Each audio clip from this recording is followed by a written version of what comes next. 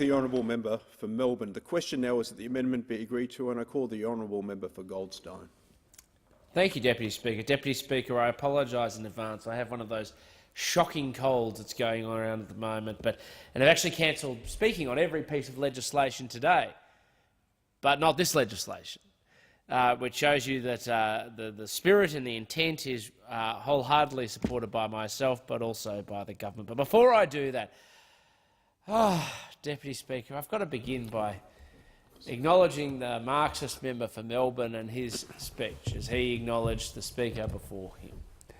And you're always so negative, the Marxist member for Melbourne. Negative, negative, negative, negative, lemon negative, as they would say in the thick of it. Never has there any bit of constructive bit of legislation that's been brought into this place by this government that has not attracted your ire, your criticism, your contempt or your ridicule when we're simply trying to do the right thing. Because, Deputy Speaker, the thing about this government and this parliament is its intentions at every point has been able to work with the Australian community, for the Australian community to be able to, for people to be able to realise their own dreams. That we're the people who actually back people who get up every day, and I've spoken about it before, and they get up and they have their breakfast, they brush their teeth, and they get on and they help build the future of this nation by doing nothing more than taking care of themselves and their families to be able to buy their own home, to be able to go on and retire with security. And the provision in this bill is about turning around and saying, if you have been wronged, we're going to back you too. If you have been wronged because the company that you have sought to work for has done the wrong thing, has sought to minimise its obligations and not meet its expectations that any reasonable worker in this country has around unpaid wages, annual leave, long service leave, payment in lieu of notice and redundancy pay, we're actually going to expect the company to do the right thing, because responsibility and loyalty goes both ways, Deputy Speaker. Workers who do the right thing deserve for employers to do the right thing by them, because they have offered their labour for a fair day's work for a fair day's pay. And where that is denied, then the employer must have the responsibility in return, rather than seeking to buck past it through trickery, through different legal instruments, or finding different ways, phoenixing, as the member for Melbourne talked about before, or any others, and trying to minimise their obligations. That isn't a society built on responsibility. It's certainly not a society built on the responsibility that we all think, I would hope, employers have to workers, the responsibility that government has to citizens where appropriate, but equally that workers should have to their employers, because it's not this uni-transactional where employers come along and seek to manipulate or take away from the advantages and screw over the workers, though sometimes that does happen. I'm not sure whether screwing over is a parliamentary language. I saw that questionable mark. So if you I'm happy to withdraw it, Deputy Speaker. Certainly to take advantage of. How about that? We also can't have it where workers take advantage of employers. That's one of those beautiful things. We go back to the wonders of economic philosophy and the principle of voluntary exchange and people being able to come together to advance mutually beneficial relationships. We actually want people to do the right thing. Now, of course, the government has put a backstop in the arrangements around making sure that workers get their pay through the establishment of the Fair Entitlements Guarantee Scheme. Of course, the principal scheme is quite straightforward, that when it comes down to it, if for some nefarious or ill-gotten reason an employer cannot meet their obligations and expectations to employees, that ultimately the Australian people have those workers' backs. But we know, as often is the case, people always align themselves to incentives, and we've found and experienced where we've seen an expectation and demand on the scheme, where annual average costs under the FEG scheme have more than tripled from $70.7 million in the 4-year period between 2000 and 2005, and 30 June 2009 to $235.3 million in the 4-year period between 1 July 2014 and 30 June 2018. That's not sustainable. We shouldn't be rewarding people for finding ways to minimise their obligations and not meet their expectations to their fellow Australians. And the job of the government isn't turn around to just accept that. It's to turn around because, of course, that's ultimately somebody else's money, meaning taxpayers. It was taken from taxpayers' pockets to line the Treasury for the collective good of the nation.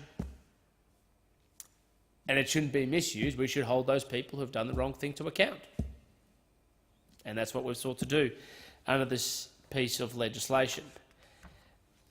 And, Deputy Speaker, it's not the only space where this government is working. I mean, as the Speaker before the previous Speaker, our Chief Whip, and somebody who is fierce in her advocacy for her electorate, made rightly the point, this government is working at every point to try and provide Australians with those opportunities to be able to realise their dreams and their success. You know, the PATH program designed to encourage more people to be into work. Trying to remove the barriers that inhibit the capacity for small businesses to be able to go on and employ more people. To provide the tax relief so that when people actually do work, they're in a better position to support themselves. To try and minimise the tax burden so that people are able to not just support themselves, that's critically important, but then go on, of course, fuel the rest of the economy, because only people pay taxes. And people are in the best position to drive the economic growth of this country. But we're also looking beyond just the issues, specifically around workers and their entitlements from a consequence of work. That's why it's an entitlement. And the obligations of employers, to looking at what happens in other areas of the economy as well. One of the things, Deputy Speaker, that I have the privilege of doing at the moment is being the chair of the Standing Committee on House Committee on Economics. And we're dealing with some of the challenges we face around the banks. And we've been having inquiries looking into the big banks, or the 4 major banks, by bringing forward the CEOs, and we've just finished a round now recently, holding big banks to account to make sure they're meeting the expectations of the Australian people, because ultimately this piece of legislation is about that, accountability and responsibility. And we've been turning around to the banks as well and saying, are you accountable? Are you responsible in meeting the expectations of your consumers and your clients, of Australian shareholders, and of course their critical role in greasing the wheel of the Australian economy? Just like labour is a critical part of the Australian economy, so is capital. And everybody has to be accountable, everybody has to be responsible, and everybody has to be part of building this nation's future. And when we grill those bank CEOs, just like when company directors are grilled by those who are seeking to liquidate companies or insolvents, ultimately it comes down to what you're doing, what's your conduct, and making sure you're doing the right thing. The practical reality is, and it's sad to say, there will always be incentives for people to do the wrong thing. And that's, the story of human history. Well, I believe that justice sits in the hearts of most Australians and of most people around the world. The reality is, we know there have always been people who have sought to make a quick buck by doing the wrong thing. I mean, you just need to look at the illicit drugs trade.